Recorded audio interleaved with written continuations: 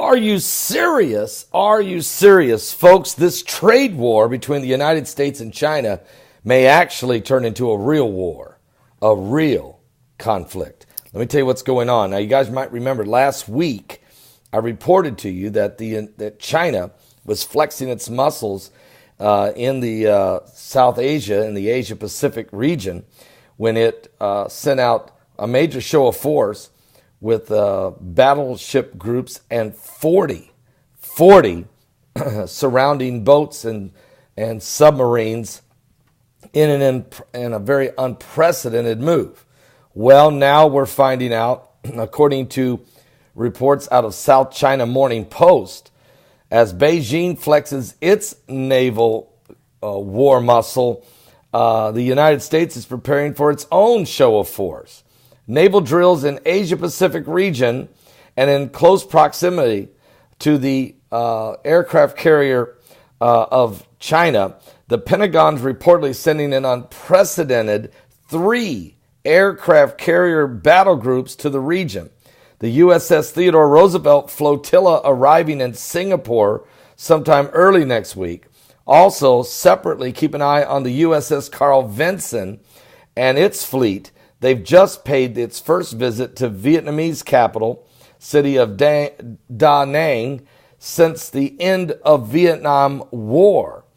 And a move Chinese military experts said was aimed at countering Beijing's influence in the region.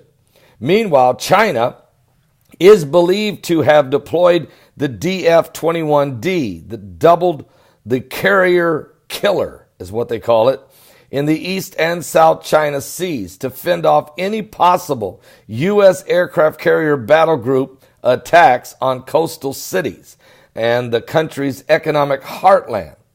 So as Trump continues the war of word of a tariff war with China, let's put it in perspective. Trump is not creating a trade war.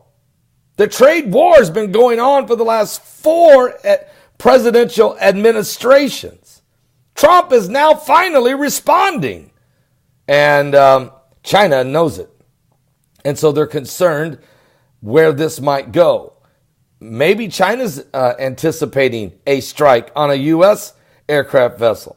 And they know that if they did, the U.S. would retaliate. So China's putting some of their aircraft carriers in position to guard their industrial cities. Now, President Trump maintains an aggressive approach to trade policy because overlapping these naval war drills could be the symptoms of diplomatic and economic relations between the United States and China rapidly deteriorating, at least in the press, with the onset of a rapidly expanding trade war.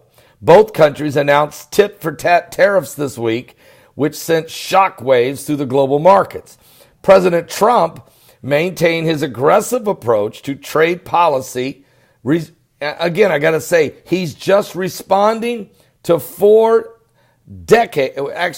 administrations, the last 4 presidential administrations who have literally sold this country down the river. Seriously. Well, as far as our economics, our manufacturing base, which in turn affects our economical position. I mean, are you serious?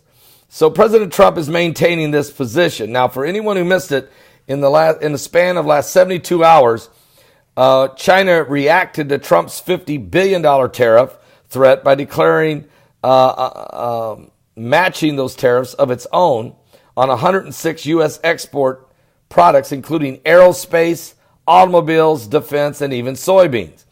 This is a tit-for-tat retaliation. Trump slapped China with an additional $100 billion then on tariffs. Trump is saying, I'll double down on you. You are way out of balance. All I'm doing is trying to somehow start to bring us all back into fair playing field. If you're going to go back with tariffs on us, I'm going to double down. I'll triple down. And I'm moving my aircraft carriers into the region. I'm not playing games with you. It's way out of balance. I got to get my country where it can take care of itself again and not be relying on people who at the end of the day would like to conquer us. Trump is playing a larger game, but he only has a short time to play it. He knows the next president will probably not continue it unless it's Mike Pence. If you could get 8 years of Trump and 4 at least of Pence, America has a chance to maintain its sovereignty for the next 50 years. If we're still here, obviously. I don't know if we're going to be here 50 more months. The Lord could return. I don't know. Do we even have 50 weeks? Sometimes I wonder. But one thing's for sure, we're living in the last days. So take a step back, look at it in a more broader perspective. This is Trump playing a long game in a short time. And that's basically what he has to do. And don't pay attention to the media and how they paint him as deranged and all that. This guy is so far out ahead of the media that they think they're leading. They're so far behind, they think they're in first place. Sort of like running track. You know what I'm saying? So I'm going to stay on top of this. We got a lot going on here. I'll be back with more. Keep an eye on the South Asia. It's crazy. What?